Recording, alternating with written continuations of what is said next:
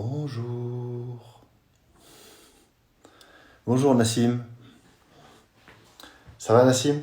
Bonjour Sophie. Bonjour, bonjour. Et non Cécilia, tu peux pas participer, j'attends mon ami Martin Fourcade qui doit nous rejoindre. Désolé. Par contre, si vous avez des questions à lui poser, vous pouvez les mettre, les écrire sur le chat. Et on essaiera de parler avec Martin, en tout cas de lui poser les questions. Oh Jean-Marc, salut! Salut Malia! Bonjour Julien!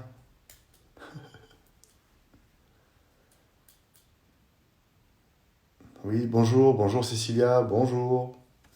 Donc en principe, Martin Fourcade va nous rejoindre. Donc pour ceux qui ne le connaissent pas, il a un petit palmarès, mais vraiment tout petit.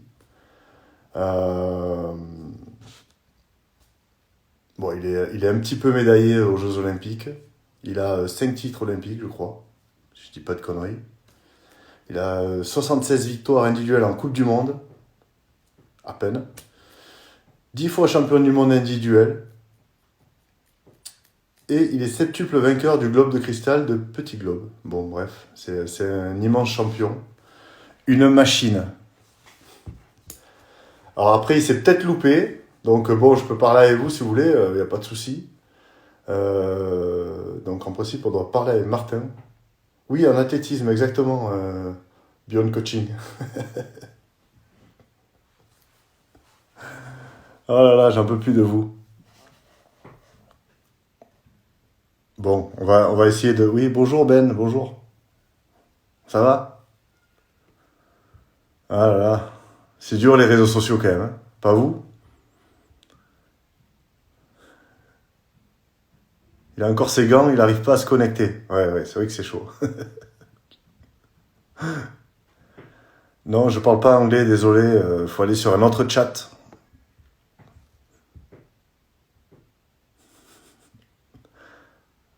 Et tu sais ce que c'est un champion? Un champion se fait désirer. Voilà. Moi, je connais ça. À un moment, je me la pétais. Et maintenant, je suis sur réseaux sociaux Sport Limitech en train de faire le Foucault. Machine Fourcade, ouais, exactement. Bon, qu'est-ce qu'il fait notre ami? Alors attends, peut-être parler entre vous. Je vais essayer de lui renvoyer un petit message au cas où il se connecte. Sinon, on va refaire ça plus tard, hein.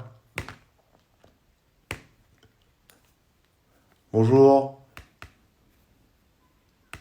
Est-ce que vous avez des questions à lui poser à Monsieur Fourcade? Au moins, je vais pouvoir les noter. Comme ça, quand il se connectera, je vais pouvoir le questionner de trucs un peu plus sensés parce que mes questions étaient un petit peu pourries.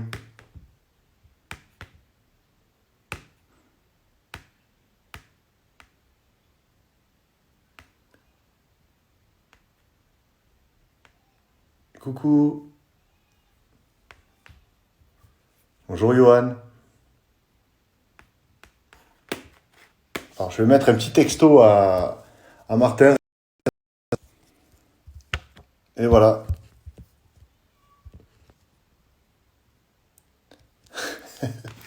Oui, il fait très beau à Lyon. Ouais, ouais, un temps magnifique.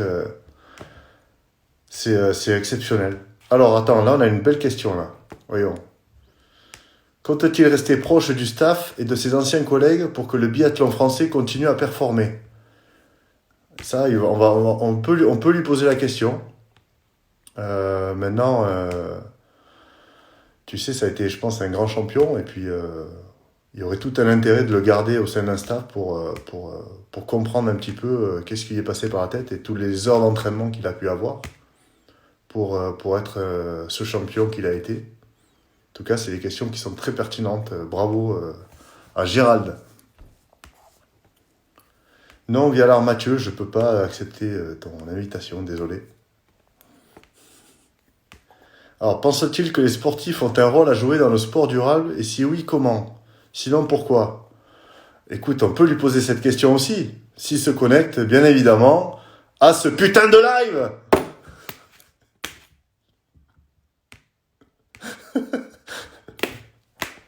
Ah, on a le tremplin.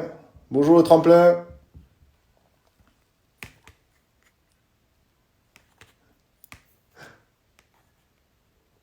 Ah, il veut faire partie du staff. D'accord, très bien.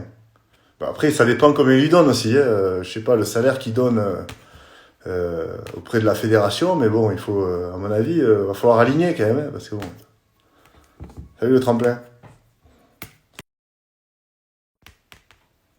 Bon, alors peut-être, ah, je vois que Monsieur Bosviel est connecté.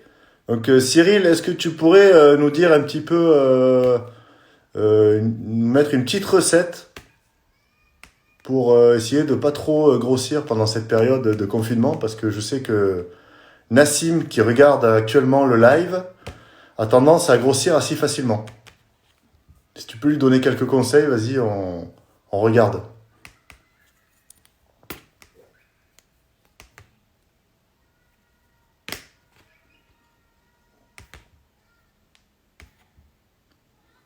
Alors, est-ce que les Norvégiens, tu crois qu'ils ont fait des troisièmes mi-temps ensemble? Très très bonne question. On va lui poser cette question, peut-être d'ailleurs. Troisième mi-temps, est-ce que ça existe pour eux? On va lui poser la question.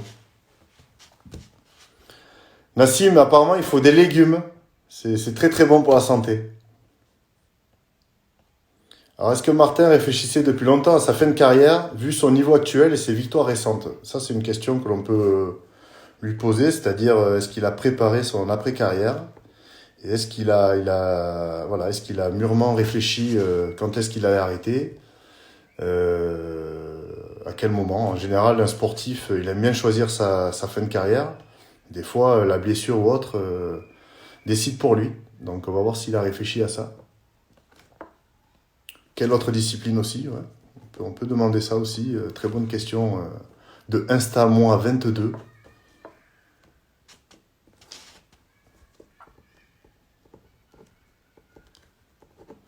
Fin de carrière. Est-ce qu'il a rêvé d'être sportif de haut niveau? Ouais, je pense que oui. À mon avis, on rêve tous d'être un sportif de haut niveau. Maintenant, faut travailler dur pour y arriver et c'est tout le cheminement qui est plutôt intéressant de savoir. Est-ce que mentalement il s'est préparé? Est-ce qu'il a eu des moments de doute aussi pendant sa carrière? Et comment il a pu passer sur ces moments de doute pour revenir plus fort? Ça, ce sont des questions pertinentes. Ouais. Son équipe de rugby préférée, l'USAP ou... oui, oui. Ça peut...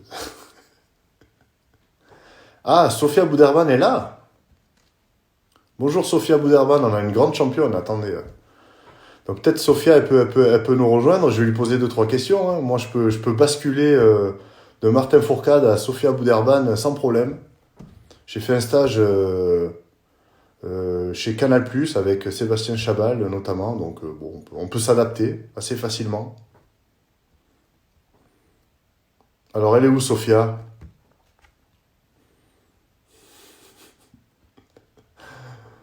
Oh là là là là.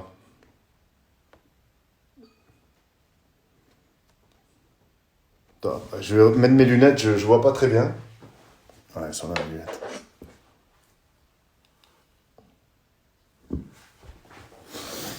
Alors, ça te fait rire, Malia? Malia Metella, grande championne aussi, qui est là en train de se moquer de Frédéric Michalak. C'est moche quand même. Très très moche. Bon, il faut dire que Malia, je crois, dans 2 jours, elle va faire un takeover de Sport Limitech. Donc vous allez pouvoir déjà, dès le matin, connaître son poids de forme, puisque là, elle est plus dans les bassins, hein. Et l'apéro, tout ça, c'est bon, hein. Ça y va. Mais bon, il y a toujours de l'eau, mais il y a un peu de jaune à côté. Et après, elle va vous faire découvrir sa vie. Voilà. Toute sa vie, chez elle, le sport qu'elle fait, ce qu'elle mange, les livres qu'elle lit, tout, voilà, tout ce qu'elle fait. Mais vraiment tout. Tous ses secrets. Les secrets de Malia Metella. Et ça, c'est une chance que l'on a à Sport Limitech, c'est qu'on va pouvoir rentrer dans l'intimité des sportifs ou anciens sportifs de haut niveau. Merci Malia Metella de donner ton corps à Sport Limitech. C'est très sympa.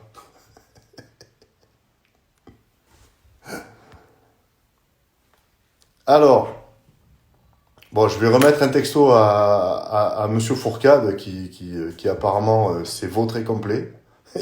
Il m'a oublié. Ah, Monsieur Mathieu Vialard a une question pour moi.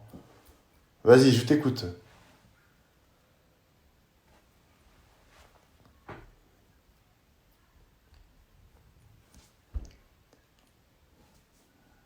Mais si, Malia. Oui, Malia, oui. Tu vas assurer, je le sais. Pourquoi j'ai arrêté le rugby? Bah, c'est une très bonne question. Écoute, j'ai arrêté le rugby tout simplement parce que j'avais décidé d'arrêter et je voulais faire une dernière année dans mon club du loup rugby. Et puis je pense que j'avais la chance d'arrêter et quelques pépins physiques aussi.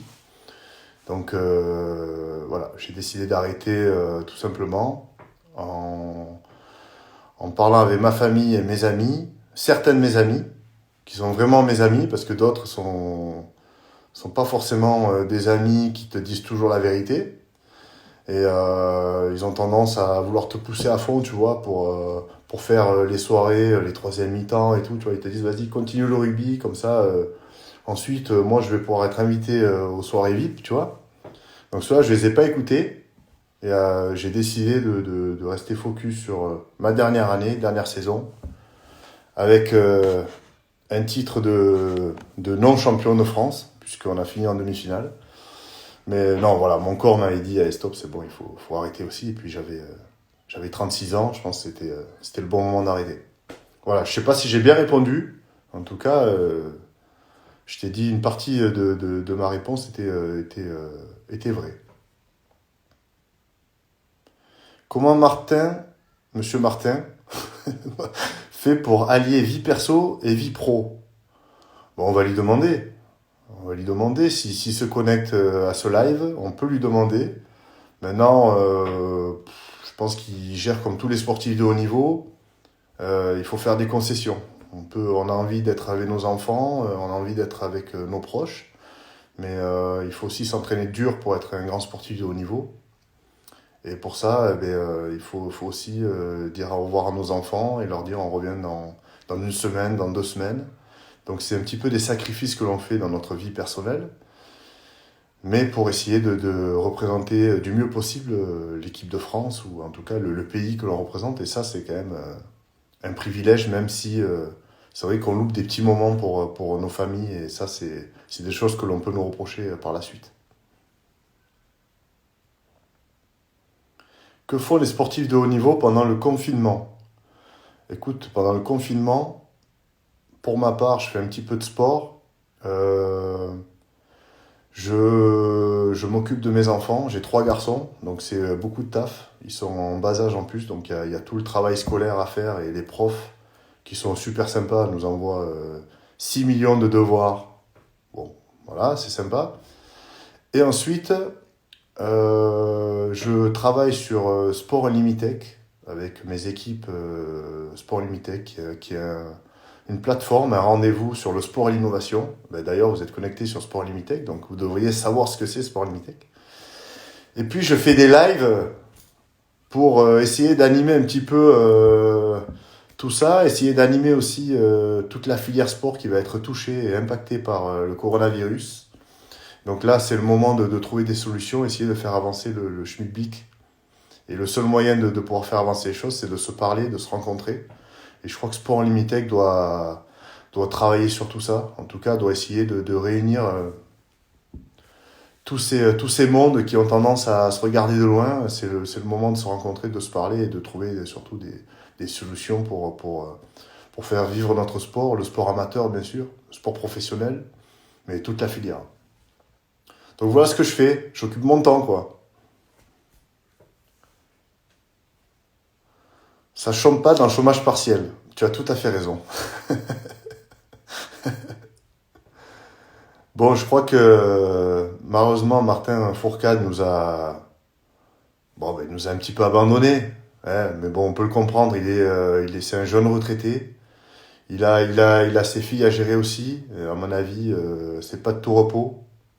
Moi, j'ai fait que des garçons, donc on me dit que quand un sportif de haut niveau fait des garçons, c'est que il fait rêver sa femme. Donc voilà, je vous laisse analyser cette chose-là. On va parler de la white card aussi, au lieu de dire que des conneries. On va parler de ça, puisque c'est quelque chose que je voulais parler, je voulais en tout cas parler de ça avec Martin Fourcade aussi. La white card, c'est quoi? Donc, pour ceux qui ne le savent pas, c'est une journée internationale. Oui, ça vous fait, ça vous fait rire. Hein. Oui, oui, ça vous fait rire. Journée internationale du sport au service du développement et de la paix. Donc voilà, c'est un contexte difficile. Et on sait que le sport de haut niveau, ce ne sont pas que du sport individuel comme Malia Metella qui était dans son... Ah, Martin Fourcade est là. Attendez. Ah, Martin, il faut que que tu mettes invitation et je t'invite sur le bouton. Voilà. Vas-y. Participer à cette conversation, Martin. Je sais pas si tu vas y arriver. Bon voilà, la white card ce sera fait. C'est important. C'est une journée importante. Donc faites des photos avec hashtag white card et tout ça. Et puis voilà, ça va faire du bruit. Et c'est important d'en parler, d'accord. Surtout dans ces moments, le sport véhicule de belles valeurs.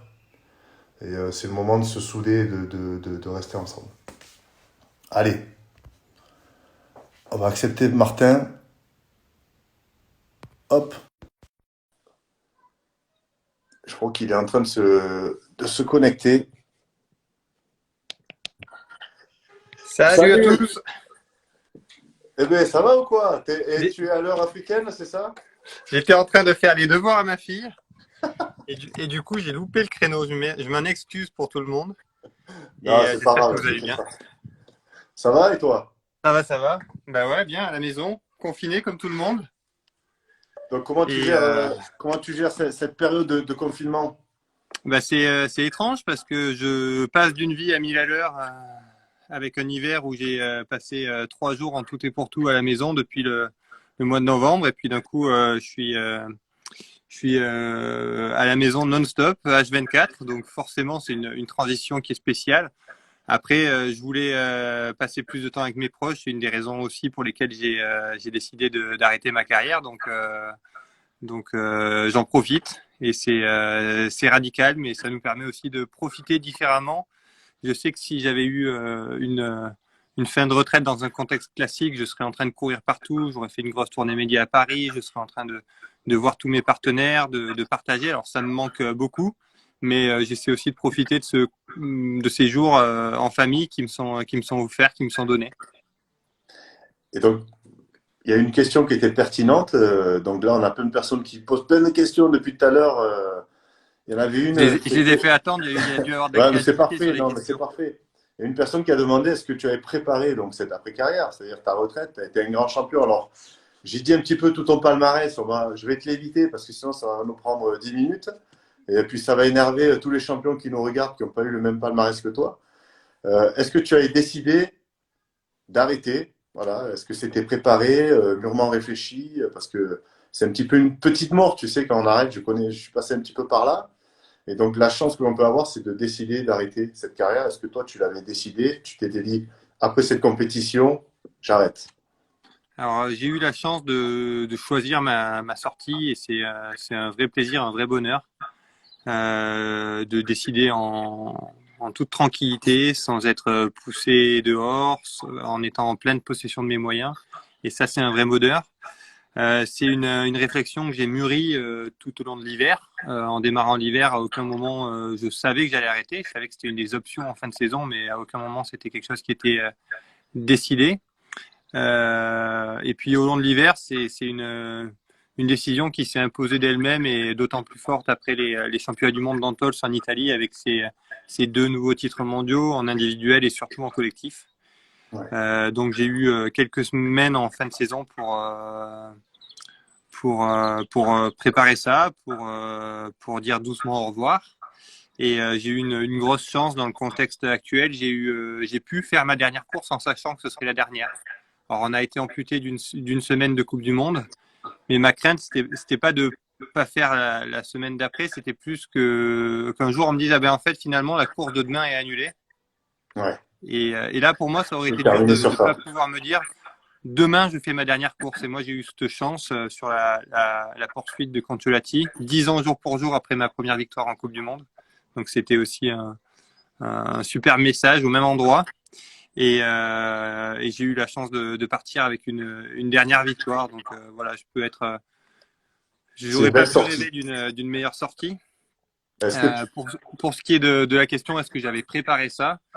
Euh, c'est vraiment là où le oui et non s'impose. C'est que non, à aucun moment j'ai arrêté parce que j'avais une opportunité, parce que j'avais une chance de faire autre chose. Donc voilà, en arrêtant, je savais pas ce que je ferais le lendemain. Par contre, de dire que j'ai pas préparé ça, ça serait aussi mentir parce que ça fait 10 ans que je suis au plus haut niveau et ça fait 5 ans que je me diversifie, que je suis curieux, que j'apprends au quotidien dans mon activité, que j'ai été amené tout au long de ma carrière à gérer mes relations partenariales toute seule, que j'ai été amené à créer, on va en parler un peu plus tard, un événement, de créer des sociétés. Donc voilà, aujourd'hui, je me sens armé pour aborder cette nouvelle vie. Mais à aucun moment, j'ai arrêté pour une opportunité qui me tendait les bras. D'accord. Et donc, tu as pu avoir cette belle carrière, donc on va dire emmagasiner un maximum d'expérience, comme tu l'as dit. Donc, il y a le Martin Fourcade, le grand champion, Martin Fourcade, le papa, qui est actuellement un petit peu comme nous tous, en train de faire les devoirs à ses enfants. Et puis finalement, on se dit que le sport de haut niveau à côté des devoirs des enfants, c'est peut-être un petit peu plus facile, même si ça demande énormément de travail. Donc, Regardez. Inès, coucou. coucou Inès, je cherche les œufs. Ouais, pas encore, mais on va y arriver. Ça sera la prochaine activité. Ah, excellent. Donc là, ben, Martin Fourcade après, donc qu'est-ce que tu prépares? Bon, il y a cette période de confinement, tu as dit que tu faisais un festival qui est le Nordic Festival. Ouais, le Euh, 29 et 30 août à Annecy. donc On, est-ce que tu vas le faire? Comment tu prépares ça là, alors que tu es confiné un petit peu comme nous tous? voilà, on travaille à la maison avec les équipes. C'est pas mal de boulot parce que c'est un événement qui réunit plein de types de publics, les marques, les athlètes, le grand public. Voilà, c'est particulier. On fait beaucoup de réunions à distance, mais on continue de bosser dans un bon état d'esprit avec voilà l'envie de délivrer le même produit que l'an dernier, l'envie de continuer à faire ça de la meilleure des façons. Et est-ce que ça te donne envie aussi de rester un petit peu dans ton domaine, dans le sport? J'imagine que tu as peut-être envie de rester avec des athlètes auprès de la fédération, peut-être dans les futurs JO aussi qui seront en France. Est-ce que tu vas participer à d'autres aventures? Ce qui est sûr, c'est que c'est quelque chose qui peut paraître bizarre pour certains, mais arrêté en aimant encore plus le sport que quand j'ai commencé.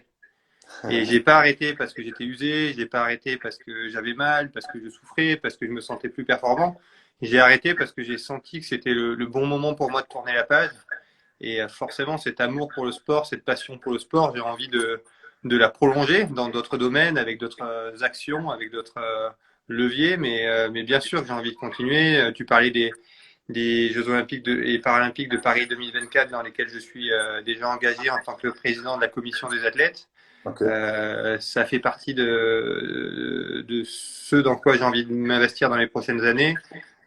Pareil, l'événement que j'ai créé, ça me permet aussi de me projeter, de voir que je peux contribuer au sport Ouais. d'une manière différente, sans être sur le terrain. Et Le terrain, tu y penses un petit peu ou mais ça peut être entraîneur, ça peut être au soutien d'athlètes, de jeunes athlètes pour leur voilà, leur transmettre ton expérience et essayer de toucher un petit peu parce que je pense que la plupart des gens qui nous regardent depuis tout à l'heure posent la question mais comment Martin Fourcade est devenu un champion? On sait que c'est du travail, mais les personnes qui sont aujourd'hui et qui rêvent d'avoir ton palmarès, je pense qu'ils ont aussi une envie d'avoir des témoignages et avoir une personne. En tout cas, moi, si je suis un sportif en devenir, j'aimerais avoir un Martin Fourcade à côté pour me donner quelques conseils. j'ai eu la chance dans ma carrière d'avoir des coachs capés, de récupérer des coachs médaillés olympiques, champions du monde. Et c'est vrai qu'on les écoute avec encore plus de puissance, finalement. Le message est le même, Bah ouais, sauf qu'il carrément. il rentre de manière encore plus puissante. Je sais que de mon côté, ça n'a jamais été une vocation première. Peut-être que ça viendra dans le futur, que je sentirai ce manque du terrain. Aujourd'hui, c'est pas le domaine dans lequel moi j'ai envie de m'épanouir et d'apporter. D'accord. Peut-être, comme je disais, que ça viendra. Je sais aussi que je vais continuer à raconter mon histoire. Je suis en train de terminer mon second livre qui sortira à l'automne, qui me permet aussi de m'adresser, de raconter, d'expliquer comment j'ai fonctionné pendant ma carrière de haut niveau. Je sais que transmettre ce message au plus grand nombre est pour moi tout aussi important que de pouvoir le faire auprès d'un groupe restreint, comme je pourrais le faire si j'étais entraîneur. Ok. Là, tu as les JO qui ont été décalés, comme tu as pu le voir. Les athlètes qui vont se préparer, certains athlètes étaient plutôt inquiets des partenaires, puisque la crise actuelle va se transformer en crise financière, on imagine. Donc des partenaires peut-être un peu moins présents auprès des sportifs. Est-ce que tu es inquiet un petit peu là pour la préparation des athlètes pour ces prochains JO? Je suis quelqu'un qui suis optimiste de nature, donc je veux pas que ce que je puisse dire puisse, en tout cas, être envisagé comme quelqu'un qui n'a pas du tout conscience des enjeux. J'ai envie de croire que quand on sortira du confinement, certes, la situation sera sans doute compliquée, mais on le voit et je trouve que ça se mesure assez fortement pendant cette période de ce confinement. On a besoin de loisirs, c'est ce qui nous manque. On a besoin de s'amuser, on a besoin de rêver en regardant Bien sûr. un bon match de top 14. On a besoin de s'immiscer dans la préparation d'un sportif qui va préparer un événement. Et aujourd'hui, cette période de doute, elle marque tout le monde. Je crois qu'il y aura un impact, certes, mais que ça va être aussi à nous tous collectivement de réinventer on va dire le divertissement de demain. Et en tout cas, moi, je suis persuadé que le sport de haut niveau, quelle que soit l'issue de la crise et sa durée, est loin d'être terminé. Bien au contraire, voilà, quand on sortira de ça, on aura envie de se retrouver entre copains, d'aller passer un week-end à Dublin pour la finale de la H-Cup, d'aller fêter un enterrement de vie de garçon avec ses copains sur la Coupe du Monde de biathlon à Oslo. Voilà, moi je sais que c'est des choses que j'ai envie de faire, qui me manquent aujourd'hui. J'ai envie de profiter, j'ai envie de m'amuser, de rencontrer. Et je crois que le sport est pour moi peut-être le meilleur endroit pour faire tout ça. Donc je pense qu'on se réinventera, qu'il y aura peut-être une période difficile et que ça sera sans doute dur pour certains.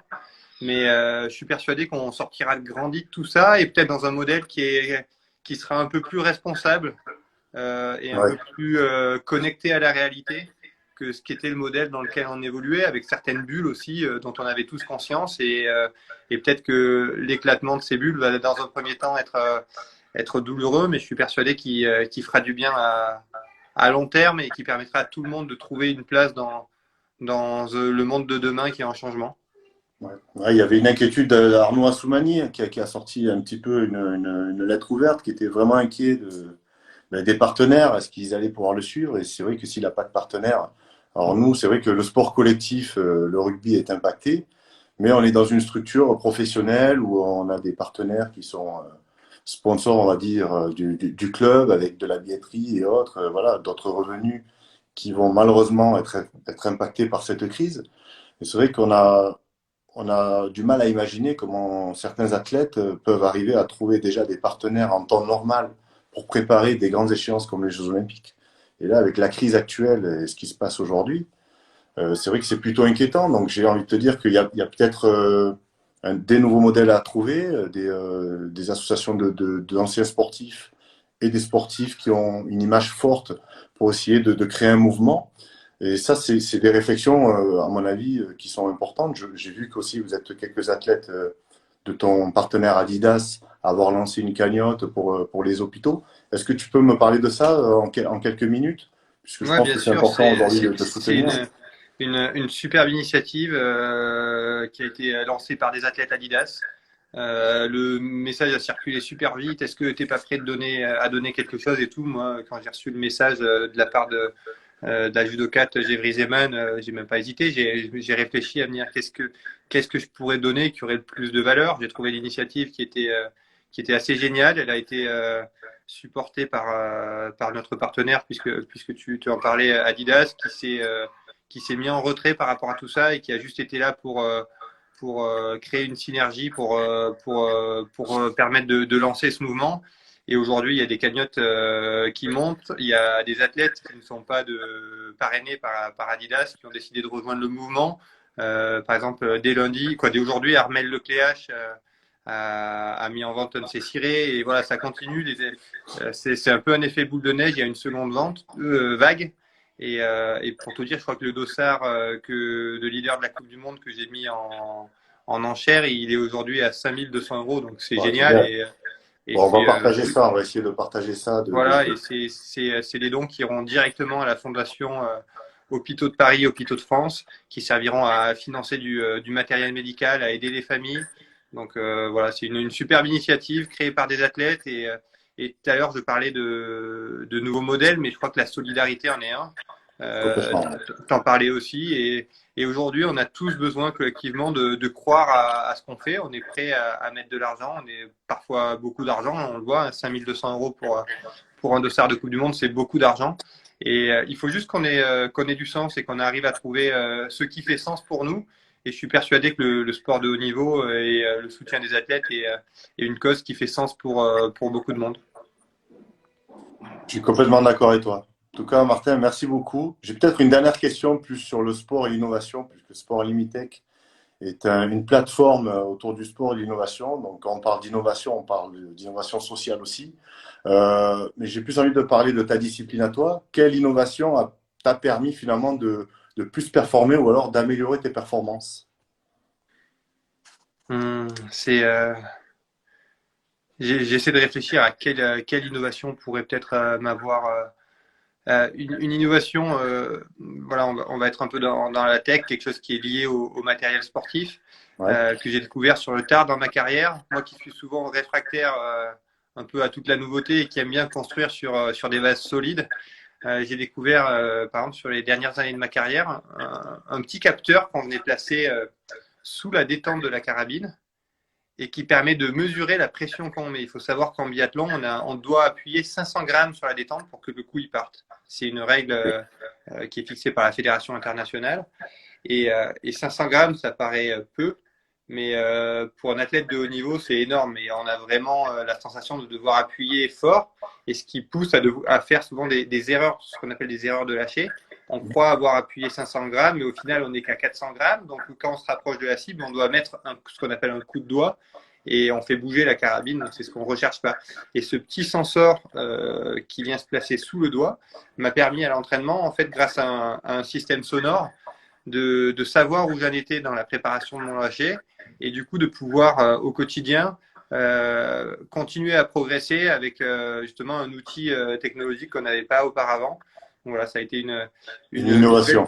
une belle découverte sur ma fin de carrière, sur ces 2 dernières années, qui m'a permis aussi de me renouveler, tu le sais, mais voilà, il y a une routine après 10 ans de sportif de haut niveau, et ces nouveaux exercices pertinents. Trop de routine. Trop de Voilà, et routine. puis quand on a fait 10 ans de carrière, les exercices, on commence à en avoir fait le tour. Donc d'arriver à avoir un exercice super pertinent comme ça après 10 ans de carrière, ça a été vraiment aussi une bouffée d'oxygène pour moi, et quelque chose qui m'a permis de travailler. Bon, en tout cas, merci pour cette petite analyse et je pense que ça va servir aussi à un copain qui s'appelle Nassim, qui a tendance à tirer à blanc. Donc, comme quoi l'innovation peut permettre de tirer un petit peu plus juste. Voilà, c'est la petite blague. Il se reconnaîtra. Bon, merci beaucoup, en tout cas. Merci à tous, vous avez été nombreux, vous avez été plus de 1000 à nous suivre pendant ce live. Désolé du retard. Ouais, c'est pas grave. Écoute. Je mets ça sur le dos de Manon. Et Non. voilà, juste profiter de cette petite vidéo pour répéter des consignes toutes simples, mais restez à la maison, profitez de vos proches, fonctionnez différemment de ce que vous faites d'habitude, mais c'est vraiment important pour les personnes à risque, mais aussi pour nous tous, pour qu'on sorte le plus vite possible de ce confinement, de respecter les règles. Et aussi, voilà, merci à tous ceux, les soignants bien sûr, mais tous ceux peut-être un peu plus invisibles qui restent mobilisés. Je pense à tous ces travailleurs qui doivent continuer à travailler pour qu'on ait de l'électricité, pour qu'on ait Internet, pour qu'on ait une garde qui soit assurée à l'école pour les enfants des soignants. Donc voilà, merci à tous ceux qui se mobilisent pour nous permettre de rester chez nous en sécurité et de combattre ce virus le plus rapidement possible. Merci. Merci à toi. Merci à Ciao tous. Fred. À Merci. très bientôt. Bye. Bon courage. Ciao, ciao.